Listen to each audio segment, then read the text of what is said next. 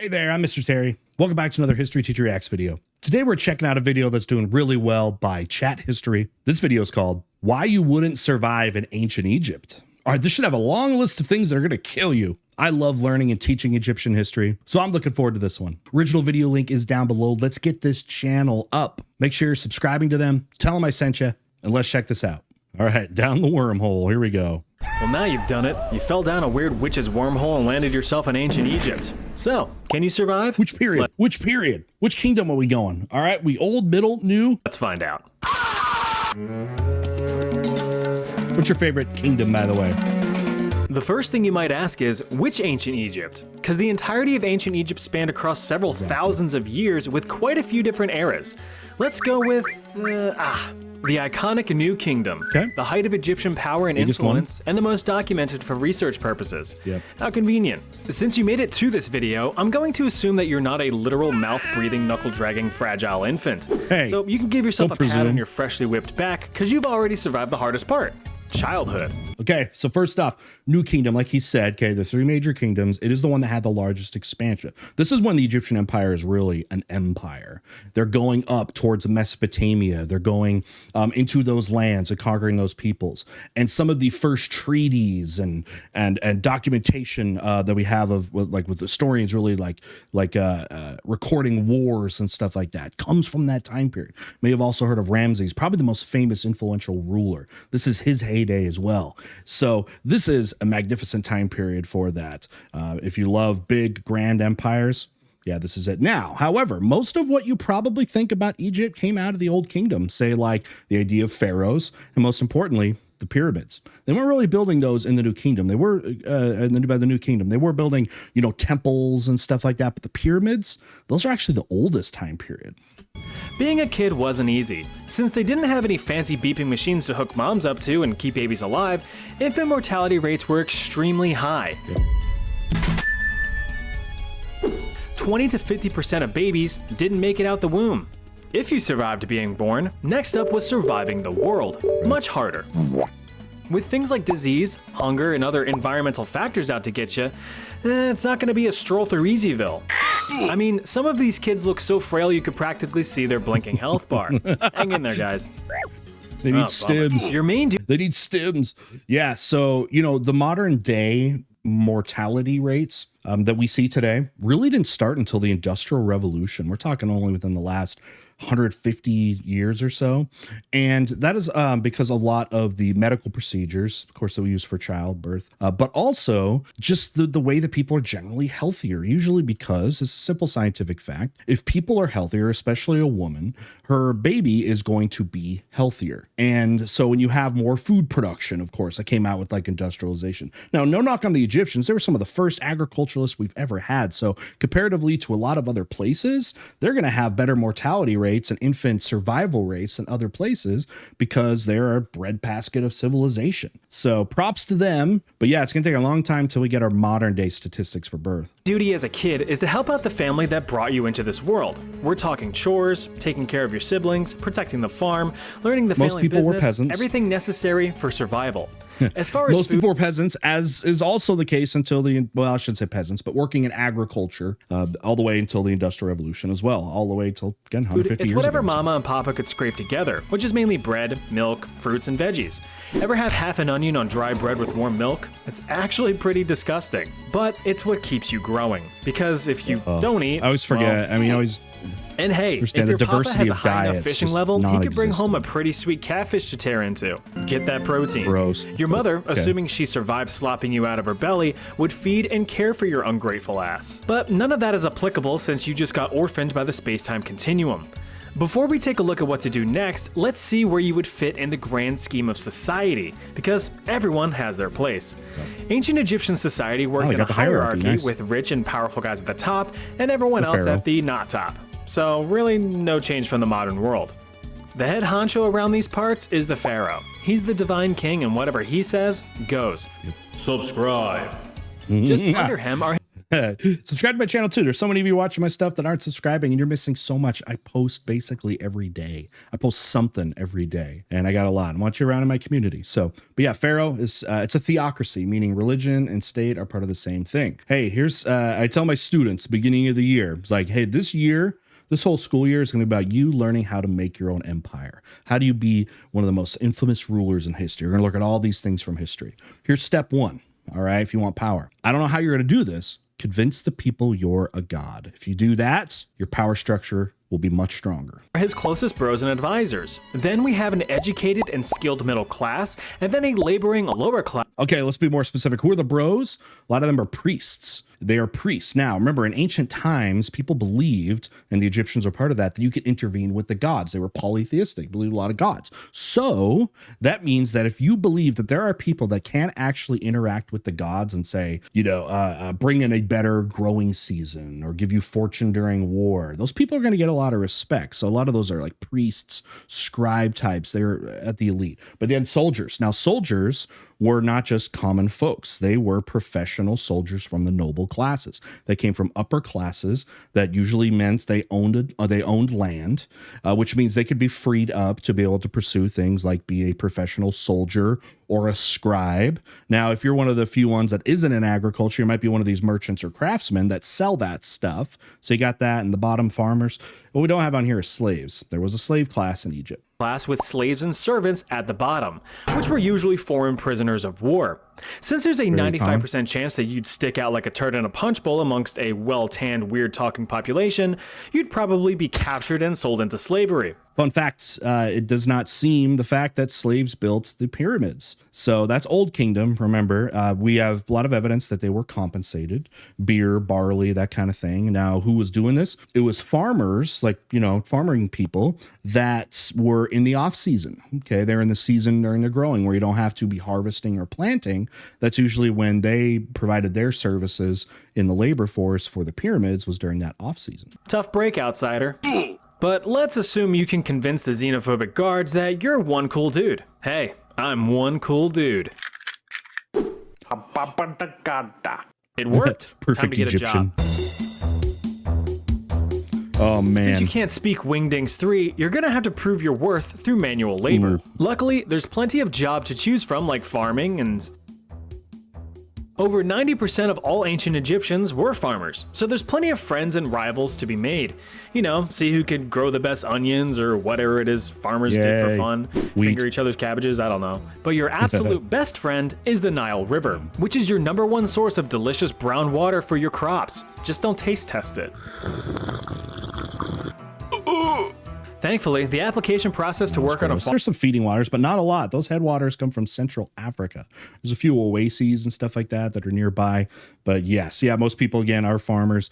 But yeah, labor. See if you get into this, because I have heard, and I'm going to add a statistic probably later here. Actually, it fits now, because something kind of crazy that I remember learning is in the graves that we find around pyramid areas and towns that were built up to build the pyramids. Again, this is Old Kingdom.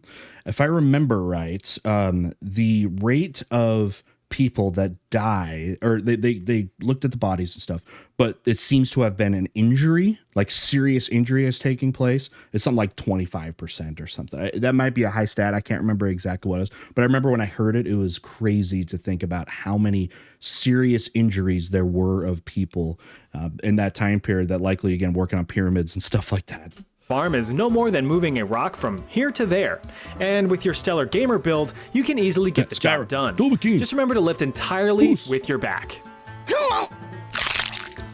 As a bonus, you can read and write, not in hieroglyphics, but in cooler things like letters and numbers, perfect for taking your own notes. You're hired.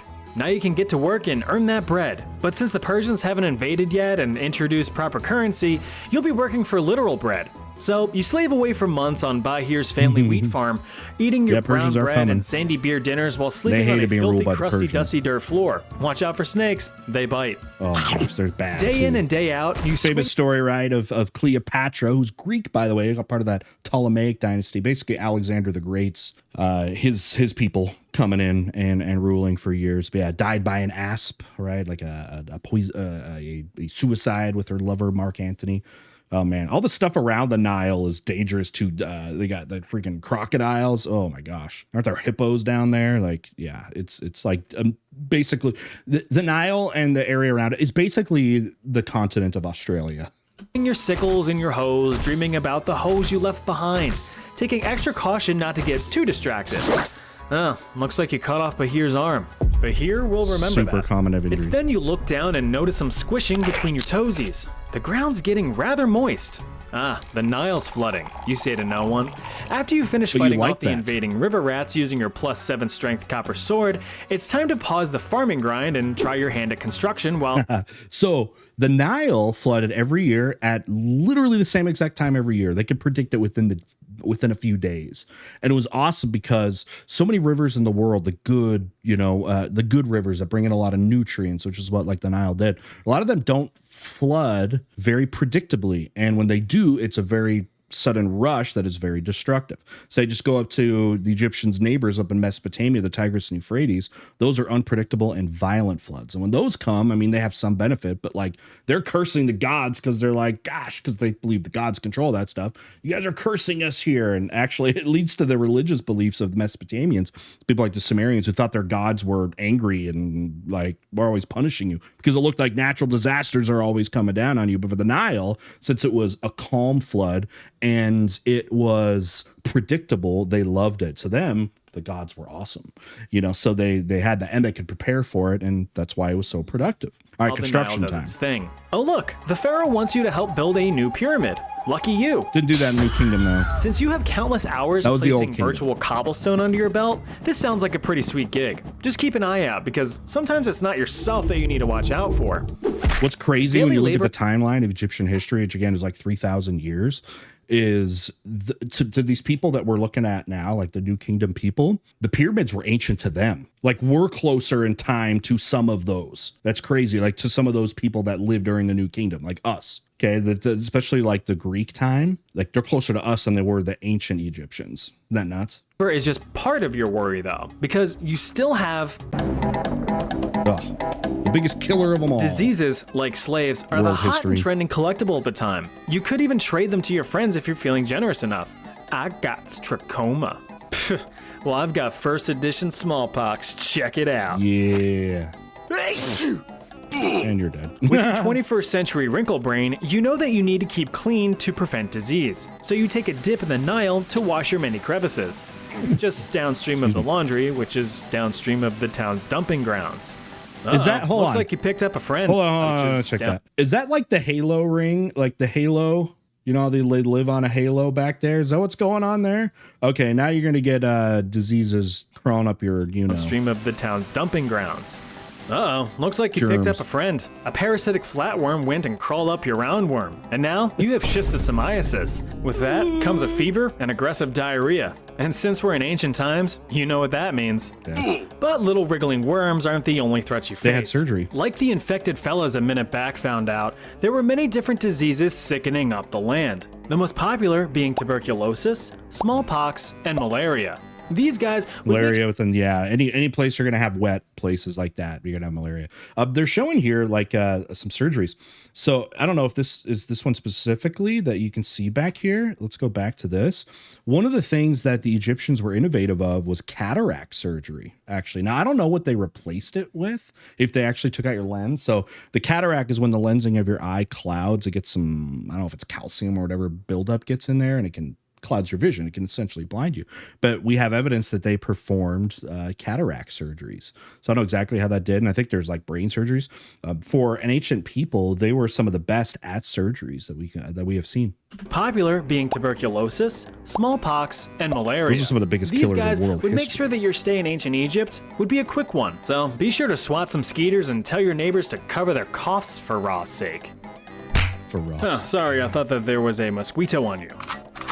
Yeah, you too. Anyway, you get back to chiseling some sandstone blocks and, oh, looks like you caught Pharaoh checking out the goods.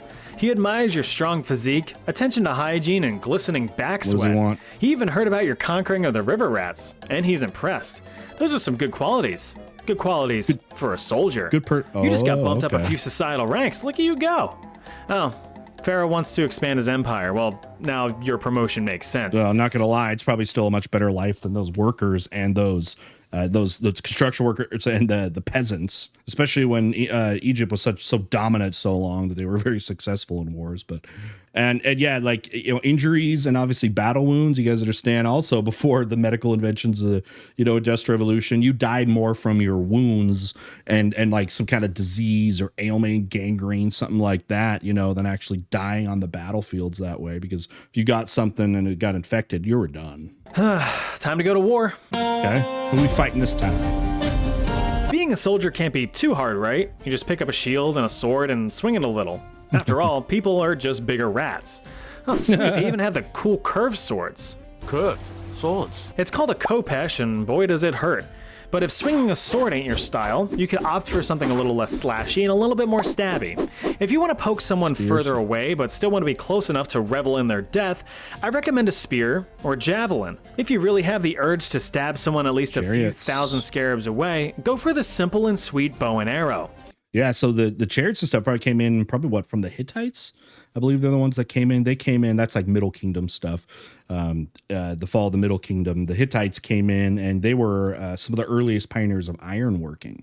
And they had horses, and they're bringing chariots. And then the chariots in the New Kingdom used chariots too. So one of the first mobile type of warfare like this. Very cool.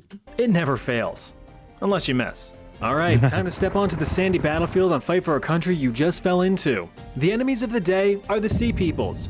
No one really knows who they were, and they most likely came from somewhere north of the Mediterranean. They ended the New Kingdom. Don't give a good gosh dang. They've been flaunting their stupid-looking About boats and 1000 shit for the BC. last time. Fuck you, Egypt. Oh, it's so on. Now, You know, they're the ones who destroyed a whole lot of stuff. So everyone in the Eastern Mediterranean had fallen there.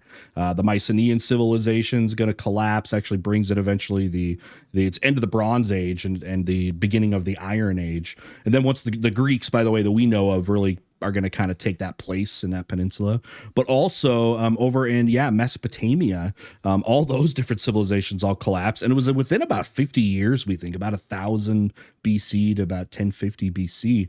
And we don't know who these people were. They invaded from somewhere, it seems, west. We still don't know. It's one of the great mysteries there that led to the devastation and collapse of multiple civilizations. Writing, like is it cuneiform, that basically like went away, and it was kind of a little mini dark age for a while there. first thing you're going to want to do is... Oh, damn. All right, let's try that again. If you got pierced by an arrow, you're done. Okay, quick You're gonna time get dodge the infected. arrow, fire your own. Oh, nice shot. Good arc, stable flight. Get him, get him. and... Ugh, right on target. Good job murdering that guy with absolutely no complex backstory or family that he was fighting to protect from invaders. To him, you were the bad guy. But hey, war is hell, isn't it? he's the... You keep popping off the Sea shots People? and taking out numerous expendable enemy NPCs. While you continue to just riddle the battlefield with arrows, you notice something in your peripheral. Not something, someone. Oh, hey Bahir, didn't know you were a soldier. Oh, thank God. It was just a dream. All right, final thoughts. All right, that was a very fun and clever video. That was fun to see all the stuff animated there. That was great. So hopefully that was super informative. Hopefully I was a good guide for you there and able to add some stuff. Again, I love ancient history. I love Egyptian history. So it's always fun for me to come around and be able to get a chance to talk to you guys and teach you guys as well. So, all right, I hope to see you guys around more. Make sure you're subbing to the channel. Check out my community page here on YouTube. I'm putting up polls more to put videos up that are getting suggested to me over on the Discord server, which is where I take most of my suggestions, and getting that to you guys so you guys can have a little bit more say about what gets on here. And with that, we'll see y'all next time. Bye.